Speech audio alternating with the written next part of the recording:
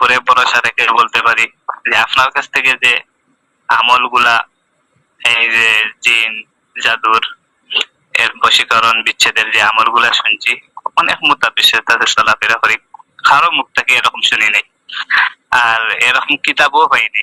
তাই হাজার হাজার কোটি কোটি গুণ শুকরিয়া জানাই আপনার চ্যানেলের প্রতি।